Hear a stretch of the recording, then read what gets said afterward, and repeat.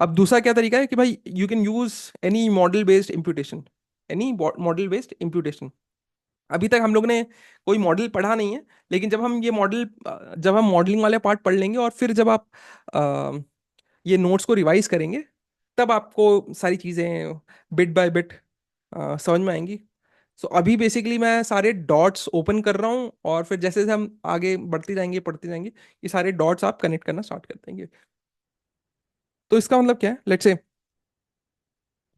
Same same कोई example लेते हैं। लेट्स से ये जो F3 है ना, this is a categorical data. अगर ये F3 कैटेगोरिकल डेटा है, ये F3 कैटेगोरिकल डेटा है, देख लेते हैं।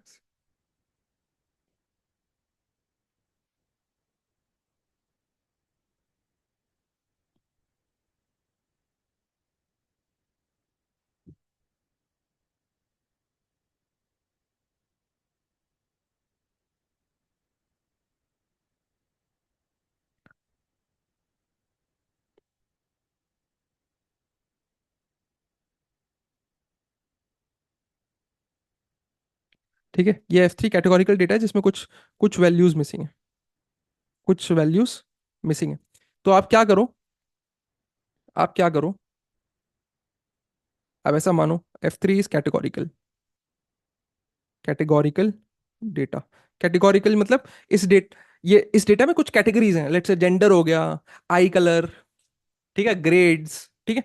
तो इसमें कोई कैटेगोरिकल वैल्यूज है, ठीक है। सो हमने अब कैटेगोरिकल वैल्यूज हैं, तो अब क्या करेंगे आप, कैटेगोरिकल वैल्यूज हैं तो अब क्या करेंगे आप, एक काम करो, क्या काम करो,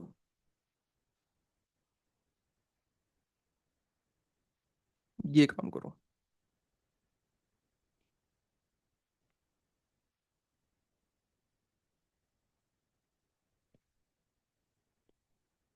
this is your Y value, correct. और वाई वैल्यू को हम छूते नहीं है, लेकिन इस केस में हम क्या करेंगे, हम वाई वैल्यू को छुएंगे।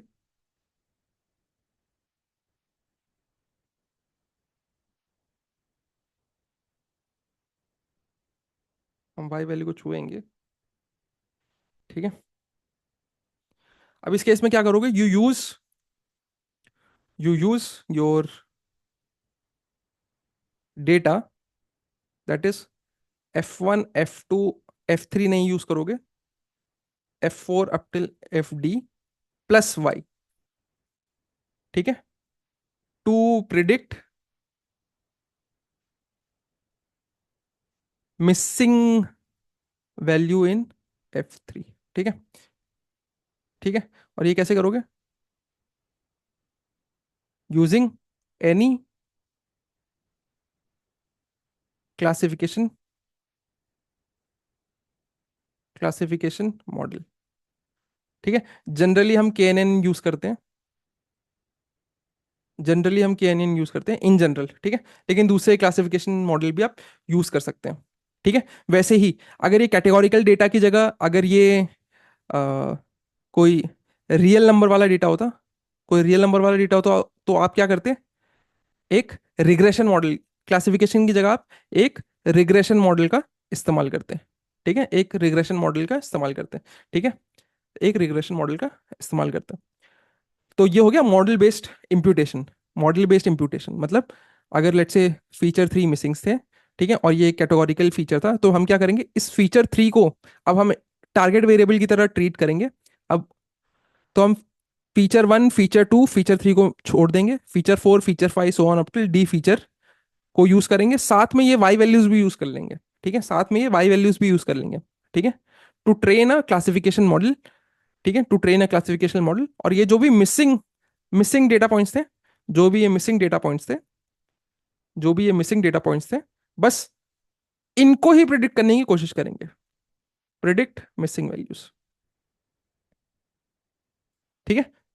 क्योंकि जो मिसिंग नहीं है उनको हम एज इट इज यूज करेंगे। जब आपने प्रिडिक्ट कर लिया, अब वो प्रिडिक्शन यहां पुट कर लीजिए, आपके पास फीचर 3 कंप्लीट हो गया। जैसे ही फीचर 3 कंप्लीट हो गया, अब F1 to FD आपके पास ये जो भी डेटा है कंप्लीट डेटा हो चुका है। अब इस डेटा को यूज करो, मशीन लर्निंग मॉडल लगाओ टू प्रिडिक्ट योर वाई, ठीक है। नाउ यूज वाई डैश या Y hat now use this Y and compare this with Y hat. ठीक है, आपका मॉडल कैसे परफॉर्म कर रहा है, इसको फीडबैक दो और इंप्रूव करते रहो। ठीक है, so this is one technique. Advantage क्या है, it is more accurate then simple imputation methods. ठीक है, जिस तरीके से हम मीन मीडियन मोड या फिर कोई भी इम्प्यूटेशन टेक्निक इस्तेमाल करके हम इम्प्यूट करते हैं मिसिंग वैल्यू को, जनरली कई बार डेटा फ्रेम्स में पाइथन में आपको ये नल वैल्यूज NaN मिलेंगे। ठीक है, तो कई बार 0 या -1 भी लोग रखते हैं या फिर 1 भी रखते हैं, डिपेंडिंग अपॉन दी कॉन्टेक्स्ट। ठीक है, तो या फिर मीन मीडियम नोड भी रखते हैं। ठीक है, तो उनसे ये ज़्यादा मॉडल बेस्ड इंप्यूटेशन ज़्यादा एक्यूरेट होता है। डिसएडवांटेज क्या है, कॉम्पिटिशनली एक्सपेंसिव। क्यों? क्योंकि भाई इन सिर्फ इनको फिल करने के लिए एक अलग से मॉडल ट्रेन करो, फिर फिल करो, फिर आपका डेटा कंप्लीट होगा, फिर एंटायर डेटा पे मशीन लर्निंग लगाओ। राइट, तो it is computationally expensive and accuracy depends on quality of model. ठीक है, एक्यूरेसी डिपेंड्स ऑन कि आप कितना बेहतर मॉडल यूज कर रहे हैं। ठीक है।